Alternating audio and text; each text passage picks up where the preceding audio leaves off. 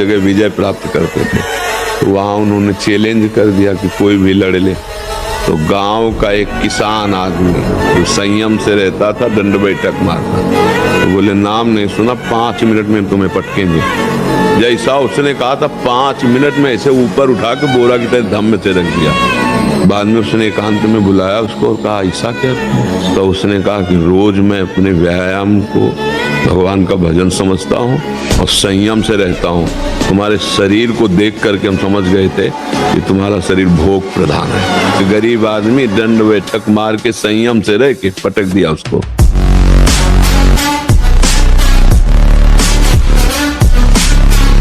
तो आपकी स्मृति, आपका बल, आपकी चेतना जागृत रहेगी।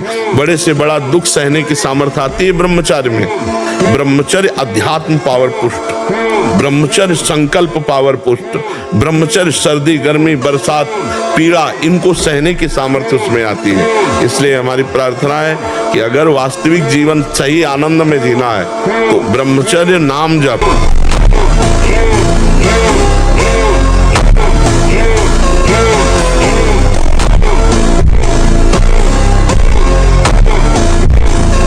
ब्रह्मचर्य धारण करने वाले कोई बादाम हलवा और घी की जरूरत ही नहीं भाई। बिल्कुल सच्ची मानिए। जैसे तप्त भूमि में पैर कैसे पड़ता है, ऐसी बिजली रहती ब्रह्मचारी के शरीर। बिजली नींद पर काबू पाने के लिए, शरीर पर शासन करने के लिए, मन पर शासन करने के लिए, दिव्य आनंद का अनुभव करने के लिए ब्रह्मचर्य नींव है, नींव। अभी आप छेड़ना मत। जैसे लोग कहते ना मैं बहुत परेशान हूँ, कुछ करता नहीं, ऐसा हो जाता है वैसा हो जाता है। तो आपको हम बता रहे रक्त का स्वभाव है, जैसे जैसे कट जाए ना तो उसका स्वभाव थोड़ी देर में गाढ़ा होने की कोशिश करेगा। तो इसकी आखिरी परिणति है वो वीर। उसका स्वभाव नहीं है बहना, उसका स्वभाव ऐसा है। सोचो रक्त की आखिरी परिणति वो है वीर। और आप क्या कर रहे हैं? रोज कई बार आपका परिणाम क्या होगा? अगर रोज वो खून निकाला जाए तो आदमी की हालत क्या हो जाए? जैसे हो, जितने हो, जहां हो, जो हो, अभी इसी क्षण स्वीकार करो मैं प्रियालाल का हूं।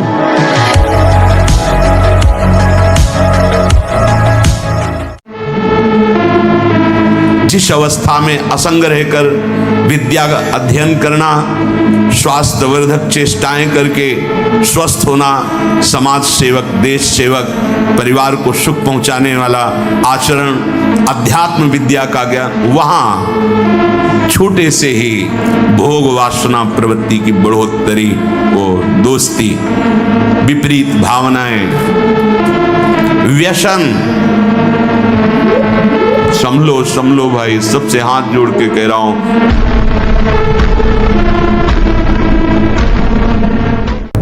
शरीर के संबंधियों का व्यवहार अपने चित्त पर रखता वो कैसे परमार्थ का पथिक बनेगा? ध्यान दीजिए, अनुकूलता प्रतिकूलता का प्रभाव, शरीर के संबंधियों का प्रभाव, वो असंतुष्ट है थोड़ा, इसलिए किस किस को हम संतुष्ट करेंगे? भगवत मार्ग में चले हैं, आप अगर सपोर्ट कर सकते तो हमारे हो, हम जानते भी नहीं कि तुम हमारे कौन हो। परमार्थ के पथिक होकर किसी की प्रसन्नता के लिए आप परमार्थ को छोड़े, प्रियालाल की आसक्ति को जो आप स्वीकार करने के लिए बढ़े, उनके नहीं, आप किसी का नहीं। अगर आप हमारे स्नेह संबंधी हो तो मेरे प्राण प्रीतम से मिलने का सहयोग कीजिए। इस मार्ग के पथिक में गुंजाइश नहीं होती, किसी के आंसुओं पर, किसी की धमकी पर ये मार्ग नहीं रुकता। ये मार्ग केवल हृदय की उत्साह संपन्न वृत्ति से भगवत मार्ग को स्वीकार किया जाता। अब जो होगा देखा जाएगा। जितना आवश्यक है भोजन उतने आवश्यक है व्यायाम। ये जैसे नवयुवक जन है ना, व्यायाम करना चाहिए।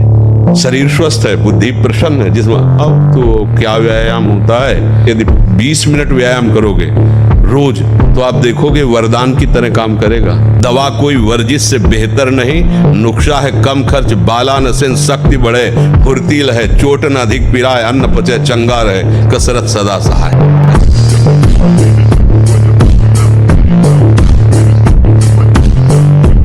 तमोगुण, रजोगुण का विकार, काम, क्रोध, लोभ, मोह, मत्सर, अभिमान, इन शत्रुओं को पराजित करने के लिए, आत्मानंद में स्वराज्य पर स्थित होने के लिए इंद्रियों का संयम, ब्रह्मचर्य अत्यंत आवश्यक है। ब्रह्मचर्य का विमल प्रताप प्रकट होता है, वीरवान बलवान होता है, विद्वान होता है, तपस्वी होता है। ब्रह्मचर्य में अलौकिक अमानुषिक शक्ति जागृत हो जाती है।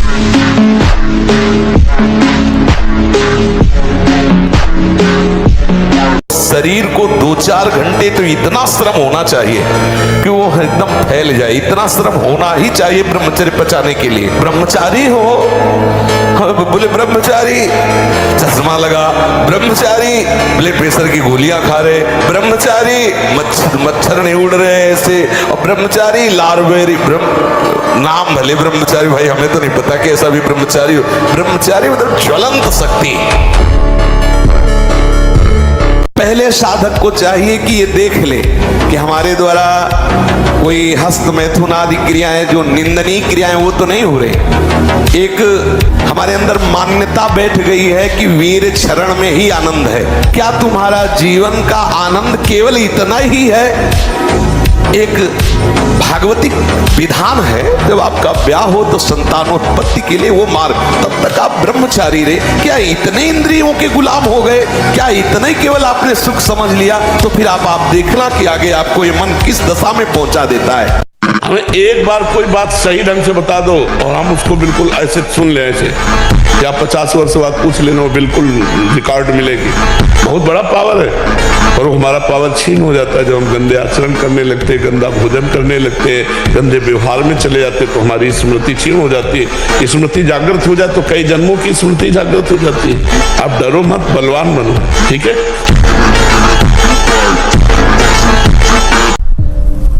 जितनी भी क्रियाएं हैं प्रकृति के द्वारा स्वयं हो रही हैं, पर तुम दंड के अधिकारी बन रहे हो कर्ता होने के कारण। ध्यान दीजिएगा, बिना किसी कारण के तुम्हारी दुर्गति हो रही है और कोई उसका कारण नहीं, आप ही उसके कारण बन रहे हैं। मैं भोगता हूं, मैं करता हूं। आप कहां करता हो बताइए? आप कर नहीं रहे, केवल आप व्यर्थ में अपने को कर्ता मानकर फंस रहे हैं। जैसे क्या बाल्यावस्था आपके द्वारा की गई? शिशु अवस्था से बाल्यावस्था तक जो शरीर की यात्रा हुई कि इसमें कहां हो आप? हमें बताओ कि हमने अमुक क्रिया की जिससे हम बाल्यावस्था को प्राप्त हो गए। यदि आपके वश में होता तो हर समय आप जवान रहते। बाल्यावस्था से यौवन अवस्था में गए, आपका क्या योगदान है इसमें? ना चाहते हुए यौवन अवस्था से वृद्धावस्था में जा रहे हैं, आपका क्या योगदान है इसमें? ना चाहते हुए भी वृद्धावस्था से मृत्यु अवस्था को प्राप्त हो रहे, क्या योगदान है इसमें? कहीं हो करता?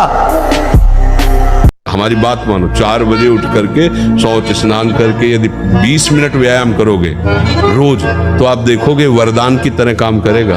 दवा कोई वर्जिश से बेहतर नहीं। नुक्शा है कम खर्च, बाला नसेन शक्ति बढ़े, फुर्तील है, चोट न अधिक पिराए, अन्न पचे चंगा रहे, कसरत सदा सहाय। ऐसा थोड़ी।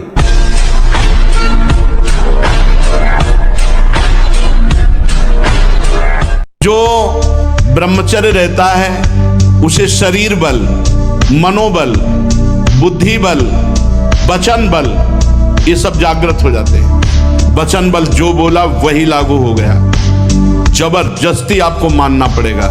और मनोबल जो संकल्प किया अंदर वही बाहर क्रिया प्रारंभ हो गई, वही दिखाई देने लगा। देह बल, रात दिन मेहनत करो फिर भी थकान नहीं। आप कुछ समय तक व्यवहार करके देखिए ब्रह्मचर्य का, फिर आपको खुद पता चलेगा कि कितना आनंद प्रदान करता है ब्रह्मचर्य।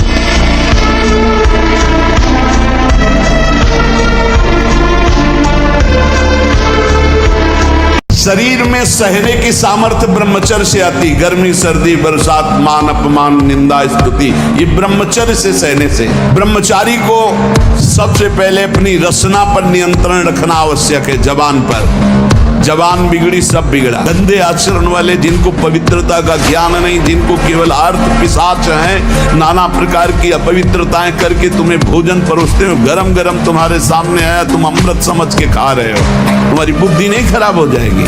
अगर आप 5 वर्ष ब्रह्मचर्य रहे केवल इसलिए कि जो हमारी संतान हो वो बहुत देशभक्त, हरिभक्त, बलवान, विद्वान, ज्ञानवान हो, वो आप नियम से दोनों भजन करो और 5 वर्ष बाद गर्भाधान करके संतान उत्पत्ति के शास्त्र सिद्धांत अगर वो महापुरुष न पैदा हो तो बताना।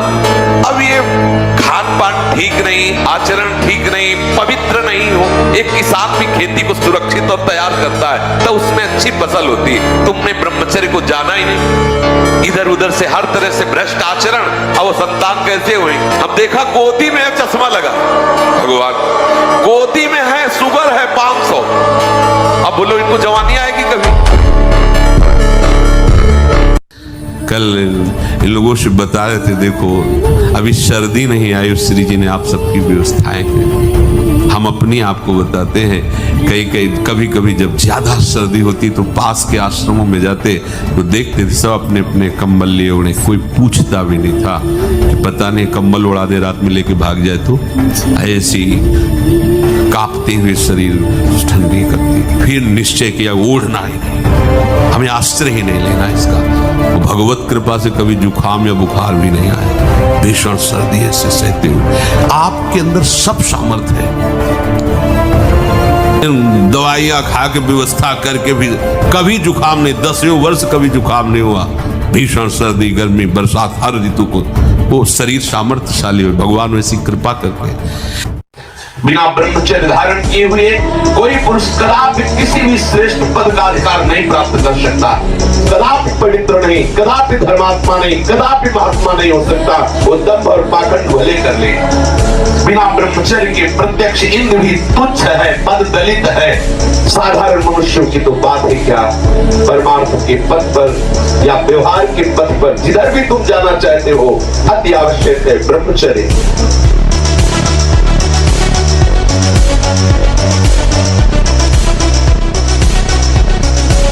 बांध लंगोटा बचा के इंद्री कभी न देखा पर नारी, जो काछ वाछ मन निश्चल राखे धनी धनी जननी तेरी रे। नरसिंह मेहता जी कहते हैं कि हमें पूरे आजीवन ये नियम रखना है कि पराई माता बहनों की तरफ हमारी गंदी दृष्टि न हो। कभी अगर दृष्टि भी गंदी हो जाए, मान लो चूक है, बड़े जन्मों से हम उसी में लगे हुए हैं, तो क्रिया नहीं होनी चाहिए। मन एक अंधा और बलवान व्यक्ति है, उसके स्वयं नेत्र नहीं है, उसको जिधर चलाया जाता है बड़ी मजबूती से पैर रखता है, जो पकड़ाया जाता है बड़ी मजबूती से पकड़ता है। उसकी गलती नहीं है, गलती आपकी है। आप जो जो पकड़ाते गए, जिधर चलाते गए उधर चला। अब आपको ही छोड़वाना है, क्योंकि उसकी पकड़ बड़ी मजबूत है, इसलिए अब आपको परेशानी पड़ेगी उसको मोड़ने में, उसकी पकड़ी हुई हर वस्तु को त्यागने में, उसकी मानी हुई मान्यता को त्यागने में। वो स्वयं में समर्थ ऐसा नहीं कि मुझे क्या करना है क्या नहीं करना ऐसा निर्णय कर सके, इसीलिए भगवान ने बुद्धि दी है। बुद्धि के द्वारा निर्णय करो। हमारे जीवन का लक्ष्य भगवत प्राप्ति है और उसके लिए हम सर्वस्व त्याग के लिए तैयार हैं। अब हमें अपने मन को मोड़ना है, प्रभु की तरफ मोड़ना है।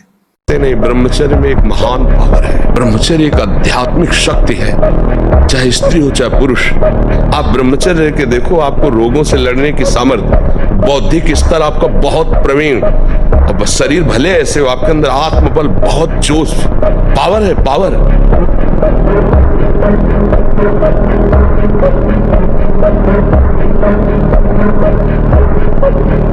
ऐसा हमने भी सुना है कि बहुत से बच्चे विविध प्रकार के नशा, इंजेक्शन, ये सब, अब क्योंकि बुद्धि बच्चा जब भ्रष्ट हो जाती है तो यही सब लक्षण होते हैं। अब सबसे पहली हानि ब्रह्मचर्य की हुई ना, तो बुद्धि नष्ट हो जाती। ब्रह्मचर्यहीन जीवन मरा जीवन होता है।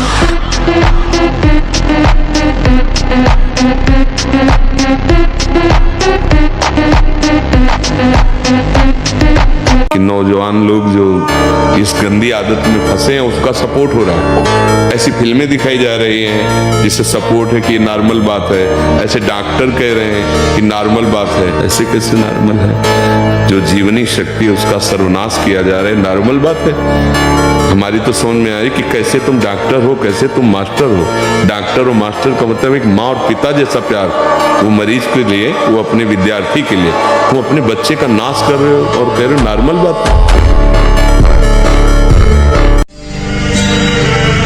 घबराओ मत, फिर खड़े हो। हजारों बार ये हमें गिरावे तो भी हार नहीं माननी, आगे बढ़ना, विजय हमारी ही होगी। पर हमारा तभी परास्त होने का अवसर आता है जब भगवत विस्मरण में होते। पकड़ लेना सब लोग, वही चूक होगी जब आप भगवत विस्मरण में होगे।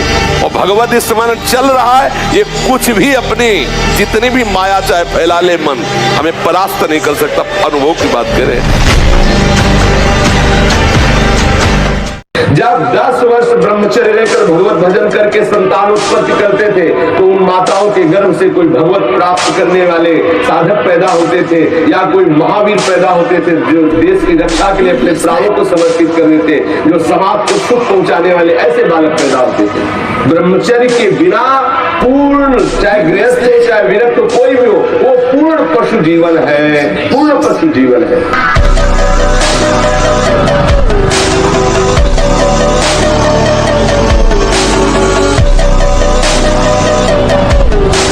एक एक चेष्टा आपकी शास्त्र सम्मत होनी चाहिए, नहीं फेल हो जाओगे, फिर कुछ नहीं हो, मुझे बल्ब की तरह हो, किसी काम के नहीं। हर समय ब्रह्मचर्य का संरक्षण कैसे हो ये तुम्हें सोचते रहना। ब्रह्मचारी हो चाहे लड़की हो, शरीर हो चाहे पुरुष शरीर, ब्रह्मचर्य परमार्थ की ऊंचाई पर चढ़ने के लिए एक आवश्यक वस्तु है। यौवन अवस्था को प्राप्त होने पर यदि ब्रह्मचर्य क्षीण न हो तो फिर धीरे धीरे धीरे धीरे ऊर्ध्वरेता होने लगता है। जिसका ब्रह्मचर्य अधोगामी, वीर्य अधोगामी हो गया, उसको रोक पाना बहुत कठिन होता है, क्योंकि उसका अभ्यास वीर्य का बन गया है नीचे की इंद्रियों से बाहर होना, और जिसने उसको रोक लिया फिर ऊर्ध्वगामी होने लगता है। शांति, गंभीरता, आनंद, भजन में एकाग्रता, संकल्प में दृढ़ता, संकल्प सिद्धि, ये बहुत प्रकार की दिव्य लाभ वृत्तियां ब्रह्मचर्य से जागृत हो जाती हैं। आप अपने को निर्बल समझकर इसको सबल मान बैठे हैं, इसीलिए हमारा पतन हो रहा है। बिल्कुल इसकी किसी भी चाल में शास्त्र मर्यादा का उल्लंघन न करना।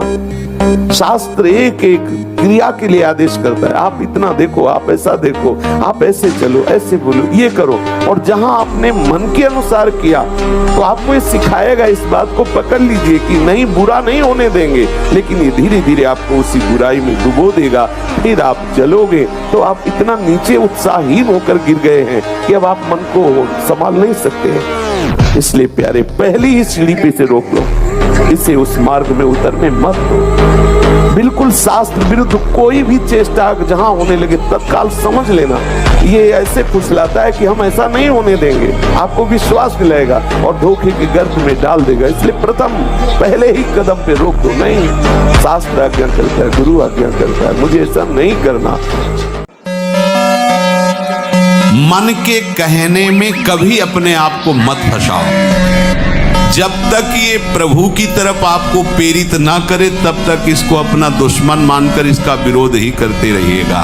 मन का जैसे अपने दुश्मन के प्रत्येक कार्य पर निगरानी करने वाला दुश्मन के प्रहार से बच जाता है, क्योंकि हर क्षण वो सावधान रहता है, वैसे ही जो उपासक मन पर नजर रखकर इसे दुश्मन के भाव से देखता है वो सावधान रहता है और मन के प्रहार से बच जाता है। जहां कहीं ये उल्टा आपको ले जाने के लिए करे, बस इसकी सुनना नहीं, बिल्कुल इसके विरोध में हो जाना। ये बड़ा बलवान है पर तुमसे बड़ा नहीं।